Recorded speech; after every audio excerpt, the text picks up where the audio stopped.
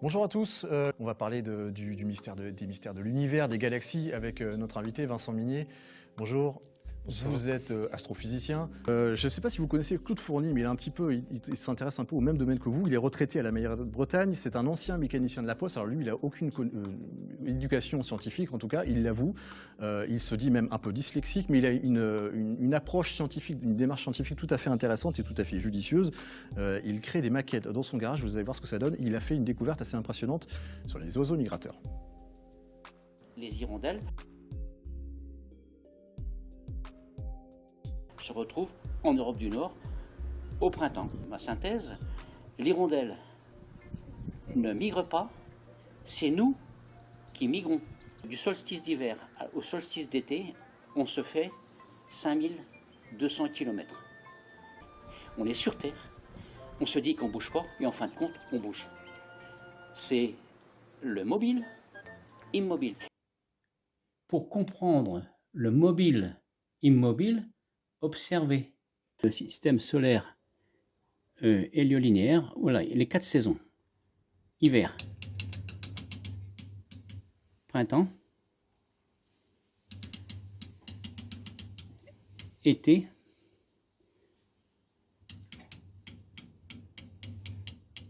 automne et re-hiver. Voilà, nous sommes en hiver. Alors, en hiver, vous avez l'hirondelle qui est sur l'Afrique.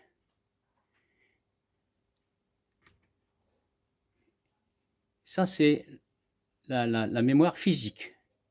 Et la mémoire métaphysique, c'est ça. Voilà. Vous voyez, au printemps, au mois de mai, voilà. Observez la mémoire de la création.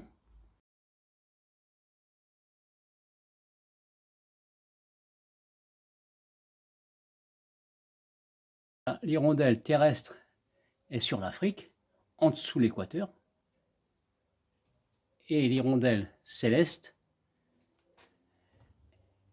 en Europe du Nord, sur la France notamment. Et il y a 5200 km entre l'hirondelle céleste et l'hirondelle terrestre, tout en faisant qu'une sur l'axe du temps. Donc il y a là le temps céleste et le temps terrestre. Oui, et Claude Fournier a en partie raison, puisque les hirondelles au moins suivent l'axe du Soleil. Hein. C'est une démarche assez classique de ce qu'on appelle les amateurs, en fait, les amateurs de science, et c'est un certain nombre de choses. Donc oui, c'est le rôle de l'amateur, et moi je suis pas spécialiste de cette thématique, mais... Et voilà, donc le système solaire hélio-linéaire. Il n'enlèvera rien au système solaire héliocentrique de Nicolas Copernic, parce que c'est le même, sauf que le référentiel change. Il devient un paradigme. On peut faire la même vision sur le système solaire héliocentrique, mais là, le système héliolinéaire développe des découvertes. Et ces découvertes, on en parlera par la suite. Alors, observez bien le parcours du papillon monarque.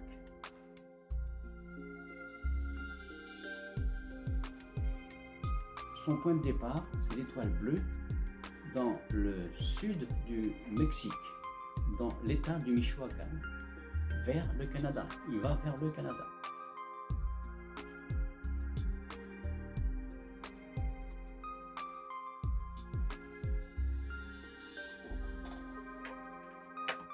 Alors, vous observerez que le papillon se place devant la planète.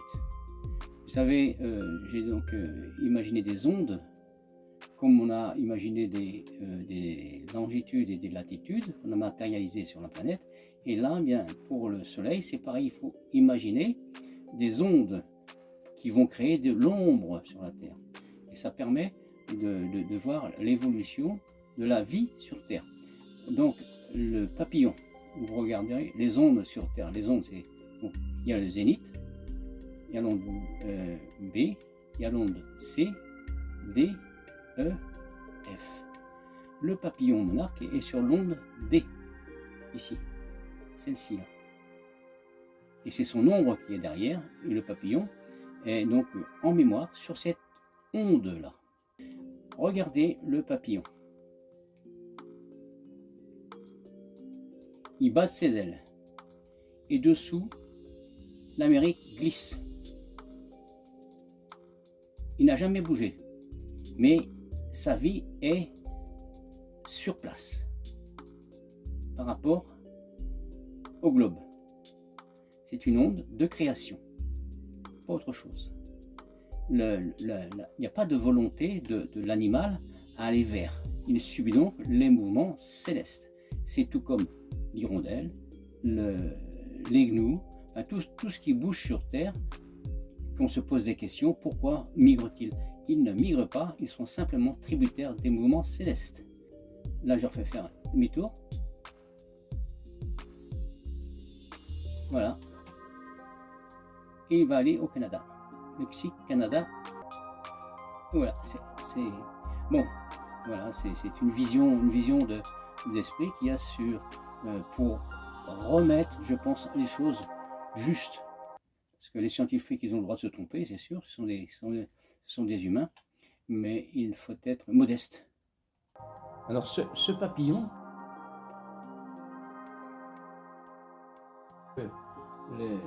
les scientifiques ont dit qu'il était doté d'un pouvoir surnaturel pour se retrouver au Québec 2 mois après. Eh bien, avec le système solaire hélio-linéaire, ça fait la preuve qu'il y a une erreur d'observation. Donc, avec ce paradigme au référentiel différent, ça fait découvrir pas mal de choses, et notamment le papillon monarque.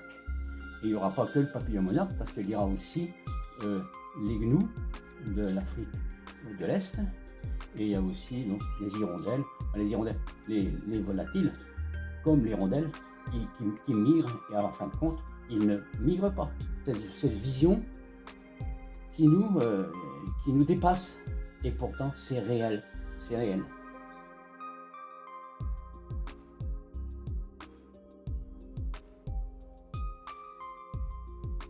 Alors voilà, on est sur les gnous. Les gnous, vous voyez le gnou.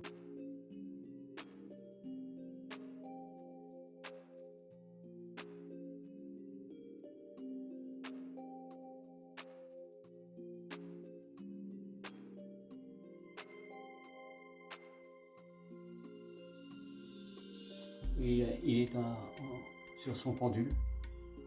Et ici, c'est le planisphère mobile. Donc, sur ce planisphère mobile, le pendule, ici, a une pointe rouge et une flèche blanche. Alors, la pointe rouge, c'est pour le temps de décembre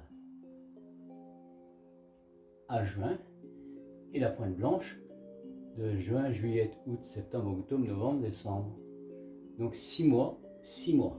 Voilà, ça c'est le côté technique d'observation. Ensuite, on va aller, à chaque fois qu'on fait donc on part, les gnous partent au mois de décembre. Mois de décembre, vous voyez ici, sur le petit diaporama qui est présenté sur l'écran, que vous allez voir, il y a le 12e mois, il est ici. Il démarre ici.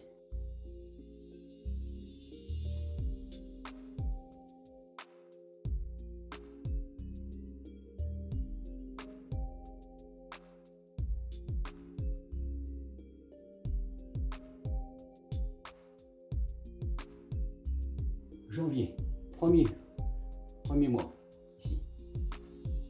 Février,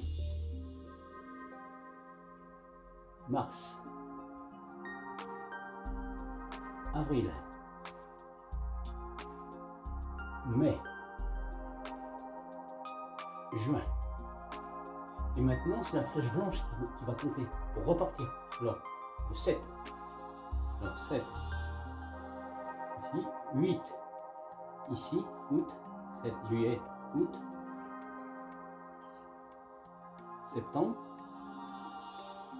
octobre, novembre et décembre de nouveau. Vous voyez, les gnous, ils ont fait leur parcours ovoïde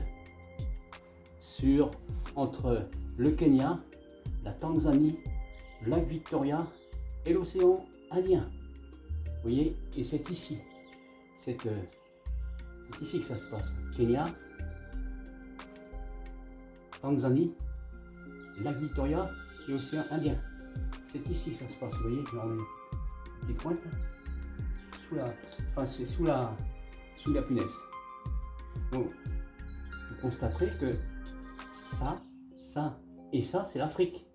Vous voyez, ça c'est le côté est de l'Afrique, et c'est là que le mystère se pose. Vous voyez, donc les gnous ne migrent pas pour des histoires d'herbes vertes. Bon, c'est simplement un tracé obligé par la mémoire de la création, c'est tout, pas autre chose. Et il faudra bien accepter cette vision-là.